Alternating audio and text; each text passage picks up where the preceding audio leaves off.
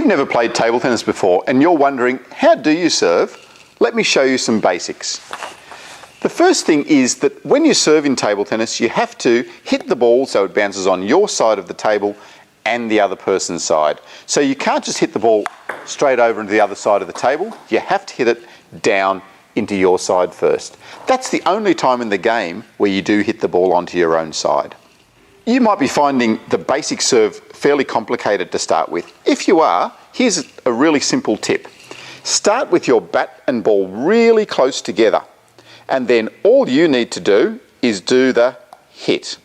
So you're doing the hit and the ball will bounce on your side of the table and then your partner's side of the table. So it's hit, bounce, bounce. Really important to just keep practicing this to start off with, just the hit, bounce, bounce. Once you're feeling fairly comfortable with that, you can move on to the next level of serving. So the next level of serving is to make sure that the ball is behind the end line of the table when you're throwing it up and hitting it. So you're not allowed to hit the ball from over here for the serve. It has to be behind the end line. So let's have a look at that. So we're now going to do our hit, bounce, bounce from behind the line. Okay, let's progress a little bit further now. The next thing we're going to do is to get this serve legally correct. You need to have the ball on the flat palm of your hand. So the ball has to be on the palm. It's not allowed to be on your fingers or on your thumb, and your hand has to be fairly flat. You'll get away with having your hand a little bit cupped like that, but it needs to be basically flat with the ball on the palm of your hand. The next thing is that you need to throw the ball up at least the height of the net off your hand. So around about that high off your hand before you hit it onto your side. So this is what the serve looks like now. Ball on the flat hand, throw it up, and then we do our hit, bounce, bounce. Now that you've got the basics right, you're holding the ball correctly and behind the line, now we're going to try and make the ball travel a little bit faster and to a better position. To get the ball faster, we need to get it nice and low over the net. We also need to make sure that we're hitting the ball forward. If you hit the ball on its head, then the ball's going to bounce up high. You want to hit the ball on its back to get the ball moving through a little bit faster. When you hit the ball also needs to be fairly low. If you throw the ball up and try to hit the ball from up here, it has to bounce high over the net. So make sure after you throw the ball up, the ball comes down, back to your bat level, and your bat moves forward. A common error I see is that when people throw the ball up, they also lift their bat up, and so then they're going to hit the ball from too high. So when you throw the ball up, keep your bat nice and steady, and then it just comes forward to get a nice, low, fast serve. I hope now you've got the basics of the serve. Make sure that you progress to a level where you're able to hold the ball on the palm of your hand and you're throwing the ball up to the correct height from behind the end line of the table and getting that serve nice and low.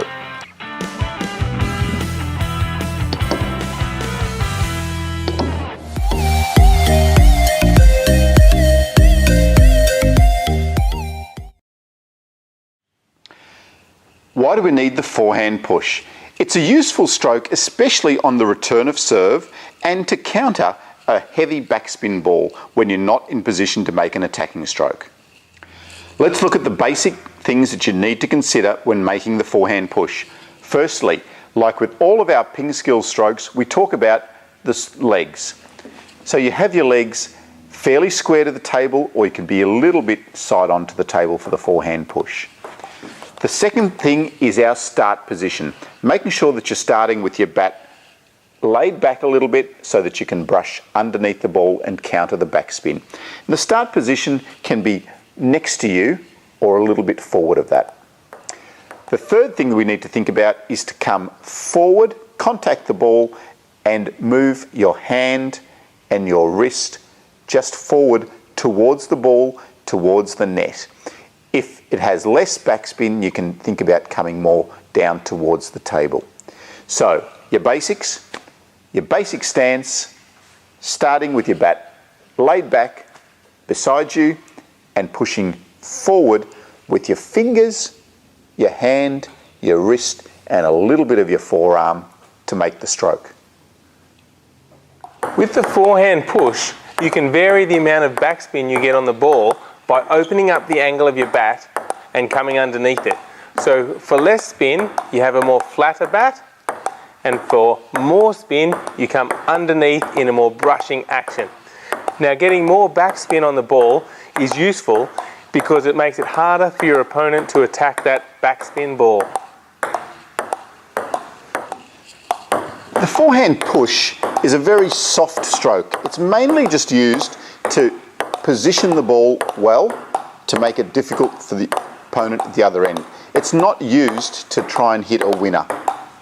If you try and hit the ball too fast with your bat angled backwards, it has to go off the end of the table. So it's really important that with the push that you keep the stroke nice and soft.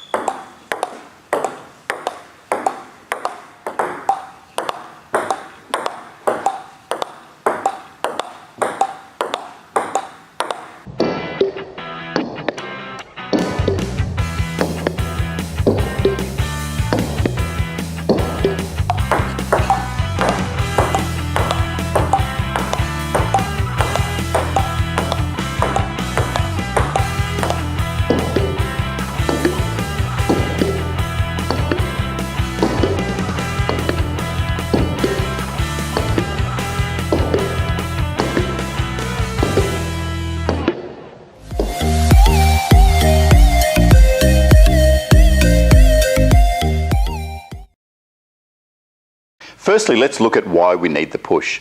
It's a really useful stroke if the other person gives you a backspin ball, because with the push it's much easier to get the ball back.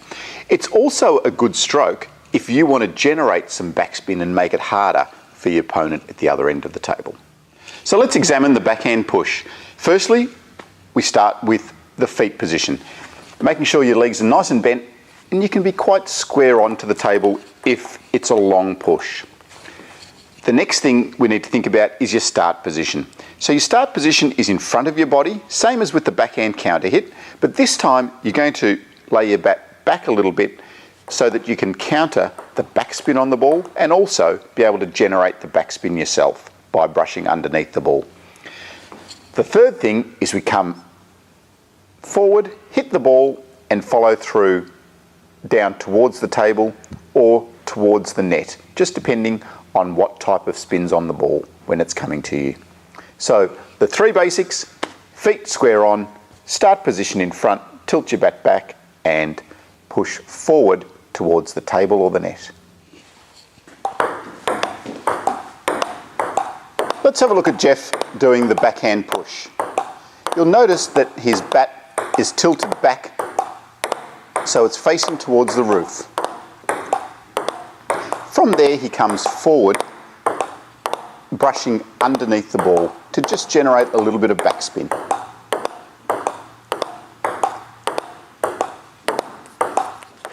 Another thing you can do with the push is vary the amount of spin you're getting onto. You can start with not much spin with a fairly open bat, and then if you want to get more spin, you can lay your bat back and brush under the ball. Just get a brushing contact and go underneath the ball. That'll generate more backspin, which will make it harder for your opponent to attack. The backhand push is a very soft stroke, so it's important that you don't try and hit the ball too hard with the push. Because it has backspin on the ball, if you hit the ball too hard, the ball will fly off the end of the table. It's more a control stroke and a stroke that you position to make it harder for your person at the other end.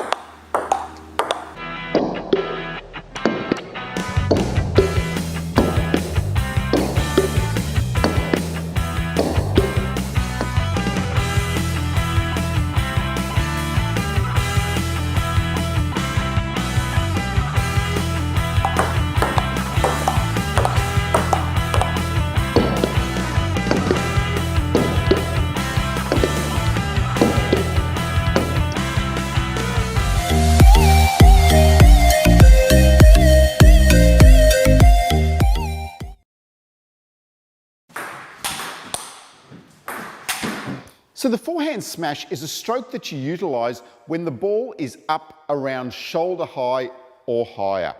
If the ball's lower than that, then the stroke you want to be playing is the forehand topspin. Let's firstly have a look at the start position for the forehand smash. As soon as you see that ball up in the air, you need to get your bat up into the start position, which is around shoulder height, with your bat flat facing towards the other side of the table. Your finish position is forward in front of your head and out towards the other person's end of the table. One common error that I often see is that players don't get their feet into position when they have the time. So as that ball is up in the air, it's really critical to get side on. If you stand square on and wait for the ball to come to you, you're going to end up with a really awkward smash and you're not going to be able to generate any power at all. During the smash, it's really important to transfer your weight from your back leg to your forward leg. So as the ball's in the air, you prepare yourself side on with your weight on your back leg. As you're making the smash, you transfer your weight onto your forward leg. So from here, onto your forward leg, and that helps you to generate more power and speed with your smash.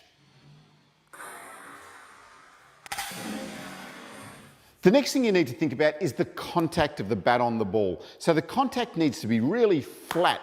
If you contact the ball in a brushing action, you're going to generate spin, but you're not going to get as much speed. So you want a nice flat contact. Another thing I often find with players when they're trying to smash is they often try to smash too hard. If you're not quite in good position, you don't have to smash the ball as hard as you possibly can. It's okay just to place that ball well and then wait for a better opportunity to make a faster smash. Another thing that I see players do quite often is start up too high and finish too low. So you're really dragging that bat down.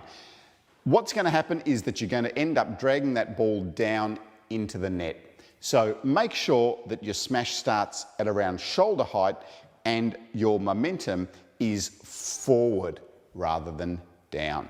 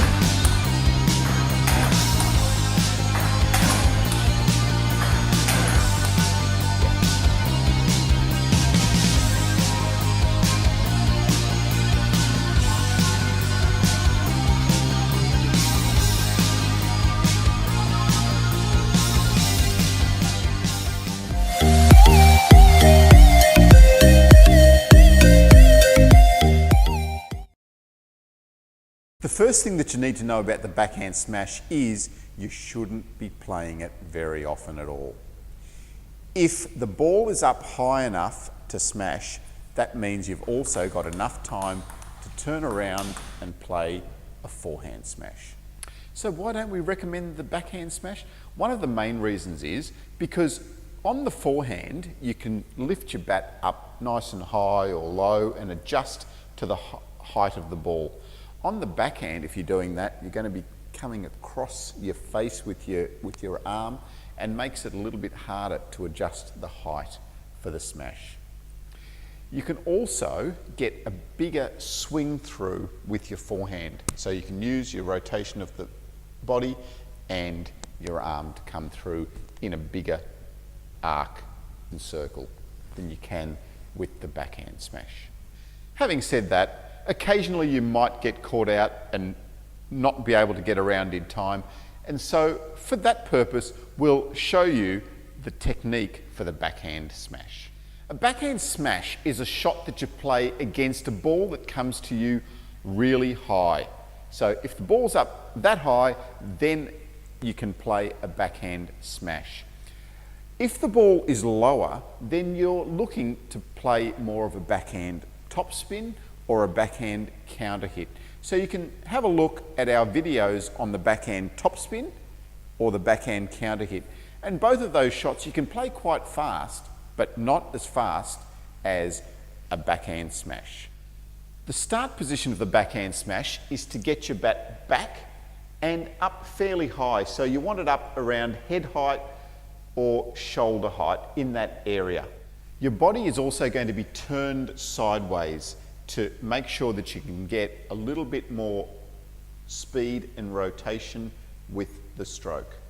Then you come through and have a nice flat contact to get the speed on the stroke. If you have a brushing contact, the ball isn't going to travel as fast. So you want to come through in a nice flat contact on the ball. And your finish position is all the way through, allowing your arm to go all the way through and around. Through the backhand smash, allow your wrist to be quite relaxed, because you can generate a lot of extra speed and power by your wrist coming through with the stroke. If you want some really good examples of a player that played some fantastic backhand smashes, search for Jörgen Persson, the world champion from Sweden that played unbelievable backhand smashes in match situations.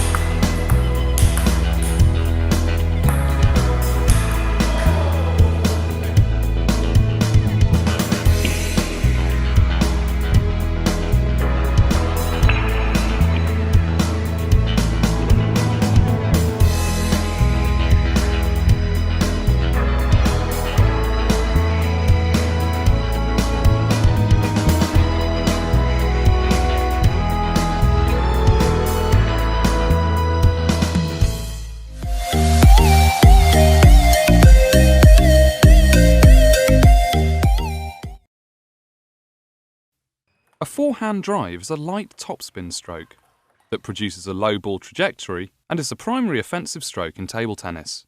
Step 1. Stance. Stand with your legs slightly more than shoulder width apart. If you are right-handed, your left leg should be a little further in front. Your knees should be bent, your body leaning slightly forward. Step 2. The shot.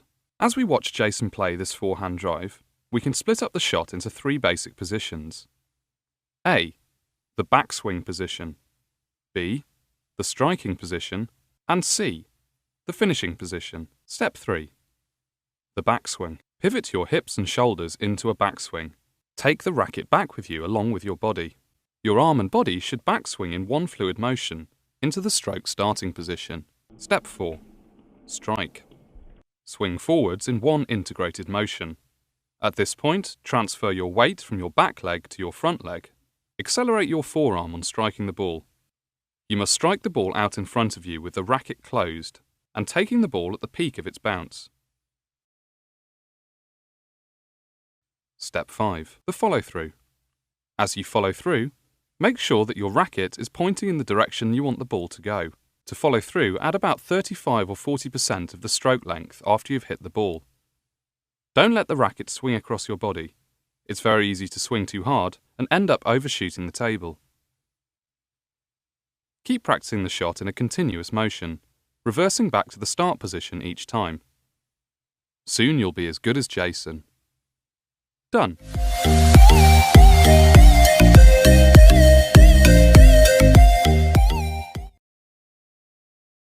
Like the forehand drive, backhand drives no longer have the importance and role they once did. However, they remain the irreplaceable basics for the player's development. The drive is a great starting point for a new player to learn the anatomic principles of the game. The backhand drive, demonstrated in this video, is used much more among women. This tutorial is for right-handers. For left-handers, use the video as your mirror image. For the backhand drive, stand a bit less than 1 forearm's length from the table. Keep your feet slightly more than shoulders width apart. Place your left leg forward. Bend your knees, but much less than with the topspin strokes. With the backhand drive, your body is in front of the table. There is no side movement of the torso. As a result of there being less space to exert power, the backhand is a more controlled stroke. The racket is on the level of contact with the ball, and your forearm creates a right angle with your upper arm. Your grip on the racket should be firm during the whole movement, but the truly firm moments happen during contact with the ball. Backhanded actions make use mostly of the arm, especially the forearm. The wrist is also much more active when hitting a backhand, in comparison to the forehand. Although your left hip is making slight movements forward, there is no major contribution of the legs to this stroke. Contact with the ball is made in the earliest stages of the trajectory. Hit the ball almost at the center of the racket. Usually the racket is still slightly at an angle, because there is always some topspin rotation on the ball, even when drive-to-drive strokes are played. The point of contact with the racket is the same as for forehand and backhand topspins. All of the force goes into the ball's speed, not into rotation. The goal is a still ball without rotation. The backhand drive finishes a bit less than an arm's length from the body and towards the right side. The action is from the left hip to the side. Drives are where you will learn how to control the ball's trajectory, how to position yourself for each stroke, and will give you your first feeling for the rhythms essential to good practice.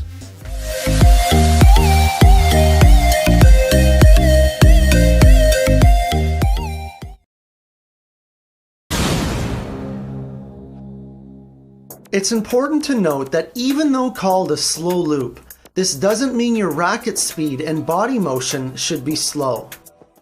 The slow loop, like the fast loop, requires a very high racket speed and quick body motion.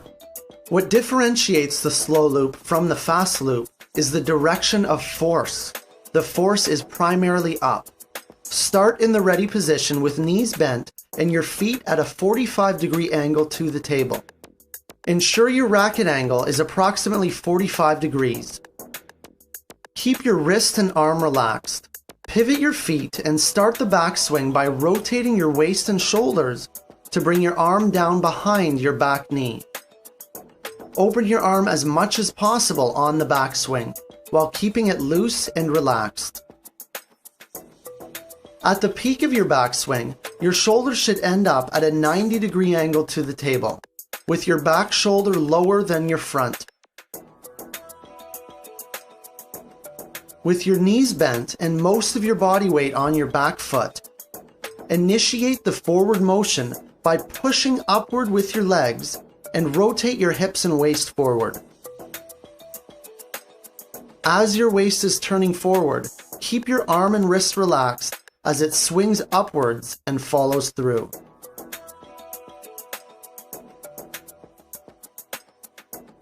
End with most of your body weight on your front foot and your back legs somewhat straightened. Your shoulders should be squarely facing the table, your elbow at a 90-degree angle, and your racket above your forehead. Your goal is to have a primarily upward follow-through which can be seen by Coach Lee's example.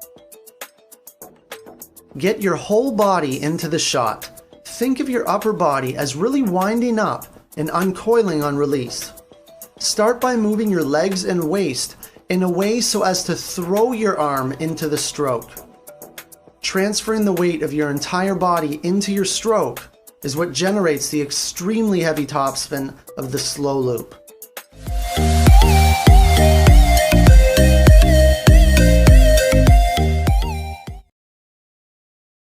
For the lob stroke, start with your bat either at knee high or even lower, and finish with your bat at head high or above. The angle of your racket will be more open to get the ball higher in the air. If you have your bat closed, you can still lift the ball with topspin. If you open the racket more, you can get the ball higher without as much topspin. The first critical factor when you're lobbing is to get the ball as deep as you can on your opponent's side of the table. If you can get the ball deep, then you're going to force your opponent away from the table further. If you drop the ball short or close to the net, it enables your opponent to come up close to the table and smash the ball from closer to the net, which will allow them to play a stronger smash straight into your side of the table. The second critical factor is topspin. When you're lobbing, if you can get more topspin on the ball, again, you're going to force your opponent further away from the table. The topspin is going to kick forward, and by the time your opponent can smash it, they're going to be a couple of meters away from the table, again, leading to a weaker smash. If there isn't much topspin, the ball will sit up and make it easier for them to make a strong smash. The higher you go with the stroke, the more time it gives you to recover for the next ball. But it also gives your opponent more time to set themselves up to make the smash. If you're in good position, you can start to think about getting that lob a little bit lower over the net to give your opponent less time to make the smash. Now it's becoming more like a topspin, and it's starting to become a more aggressive and offensive stroke rather than a defensive stroke.